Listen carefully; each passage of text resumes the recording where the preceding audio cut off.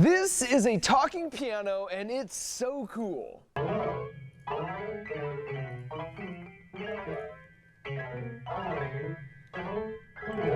And his name is Chopsticks. So in addition to talking, he can play simple songs like that, but also like really complicated songs. So today, not only will we talk about this. So why do you need people to play the piano if the piano can do that? Science behind making a piano speak human, but later he's gonna play the drums for us and sing for us. Not yet, Chopsticks. Remember, for my videos, that song usually comes a little bit later.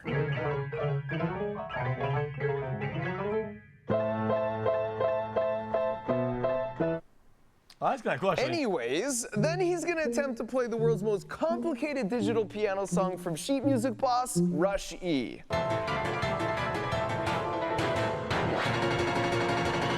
There's a reason this song has never been played with an actual real-life piano, so I've legitimately got a couple fire extinguishers on hand in case the whole thing goes up in flames.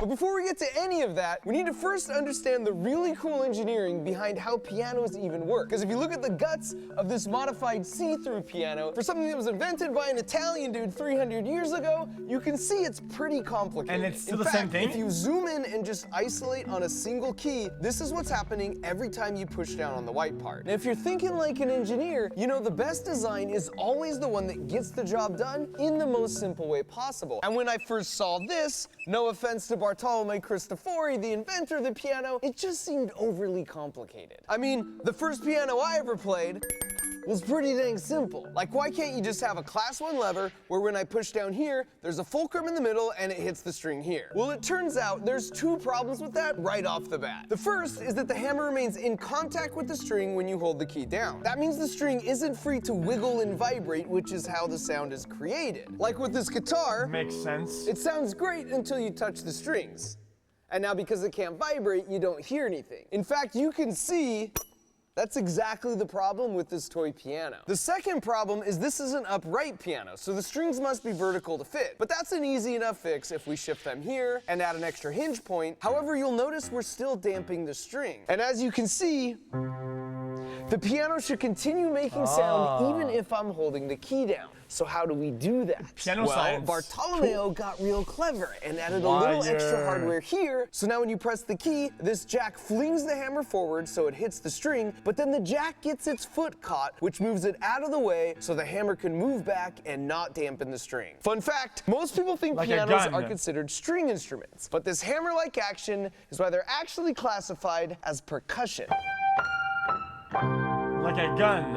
Okay, so now if I press the key down, it will continue to make noise. But wait, if I let my finger go, the sound should stop. So something is damping that string. But if you look in our current build, you can see if I let the key go, there's nothing to stop the string from just continuing to vibrate and make sound. To solve this, Bartolomeo added an extra pivot point and some more hardware. So now you see this damper rests on the string and keeps it quiet until you press the key down. Then the hammer strikes, then it's free to vibrate and create noise all the way up to the moment the key is released. And finally, if I want to play a note really quickly and repeatedly like this, shit, this guy was actually kind of smart. I need the hammer to be close to the string and not way back here like this. So by adding this backstop, it keeps the hammer close after each hit in case I need to quickly hit it again. So there you have it. Apologies to my fellow engineer Bartolomeo. It turns out it's only as complicated as it needs to be and no more. It's also sort of simplistically beautiful that all that functionality is from only one input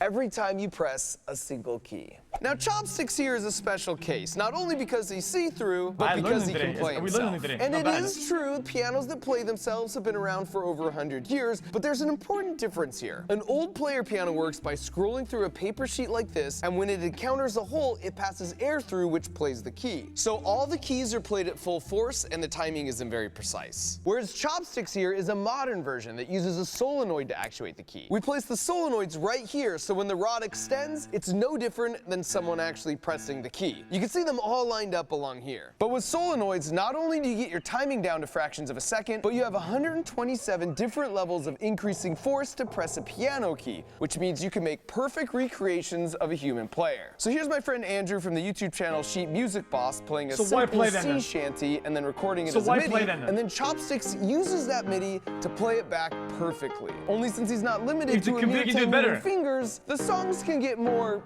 complicated.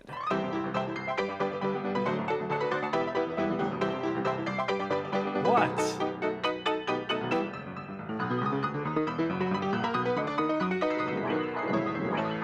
Guys, it's why I stopped playing chess. I was like, if the computer can do it better than the Wi-Fi. But it can do even better than that, because those 88 precision solenoids allow them to make crude reproductions of entire bands. See if you can pick out the singer's actual voice in this classical piece of music history.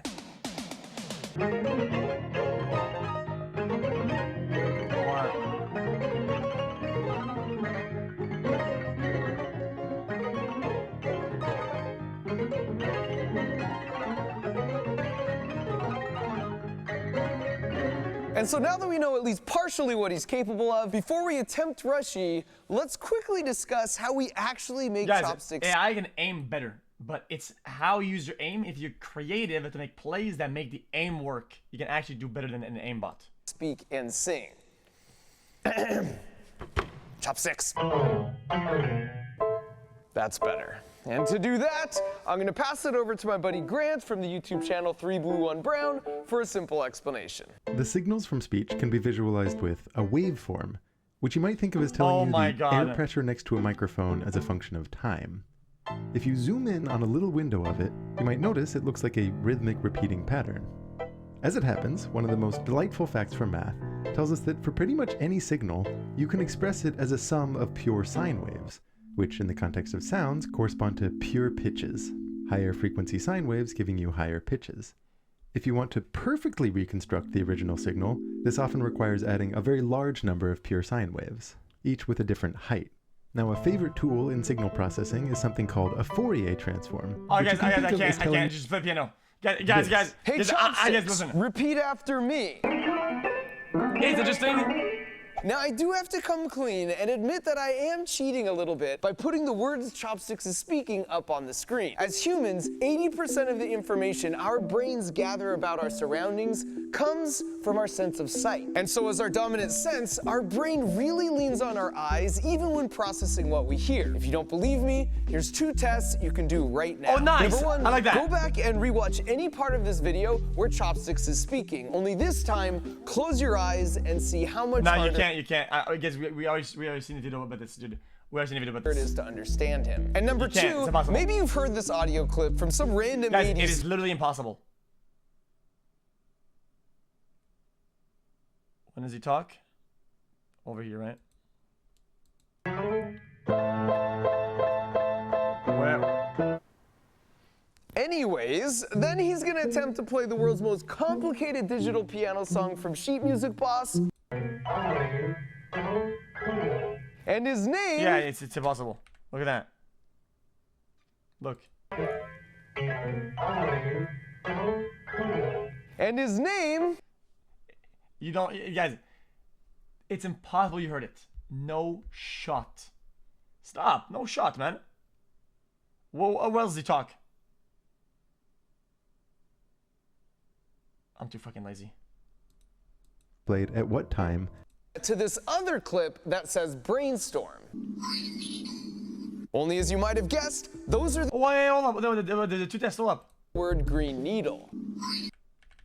Our sense of sight. And here, if you don't believe me, here's 2 tests you can do right now. Number 1, go back and rewatch any part of this video where Chopsticks is speaking. Only this time, close your eyes and see how much harder it is to understand him. And number 2, maybe you've heard this audio clip from some random 80s toy saying the word green needle.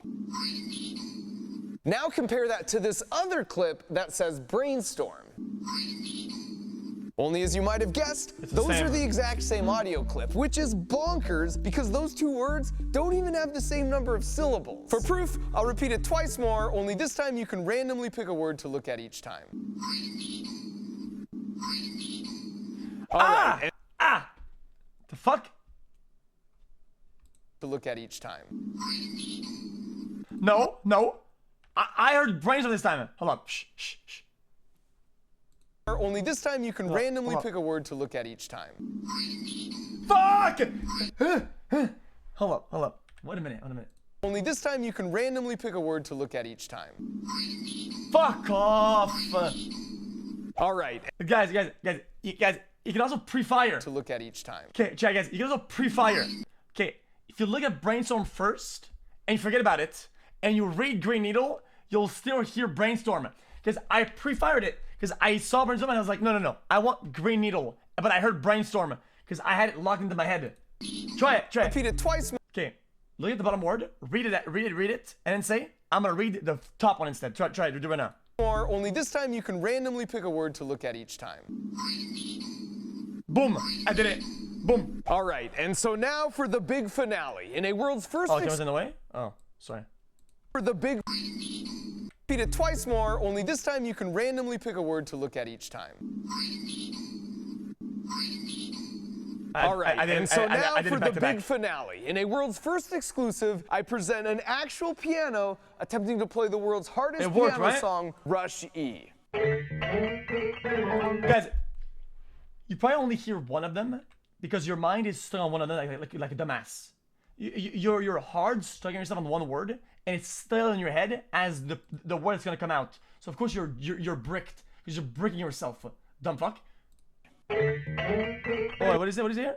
Hold up, stop that. Attempting to play the world's hardest piano song, Rush E. Nice gibberish. Of course, buddy. Good luck.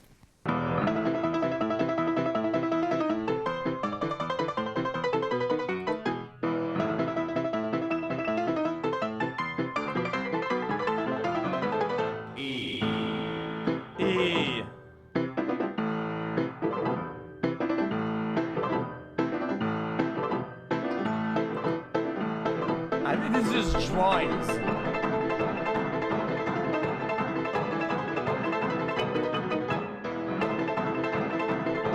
The audio is crackling.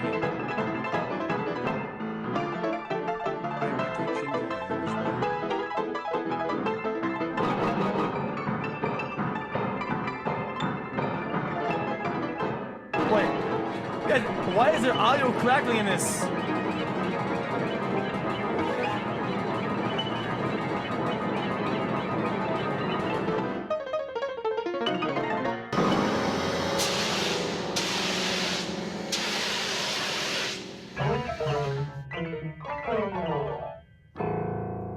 What?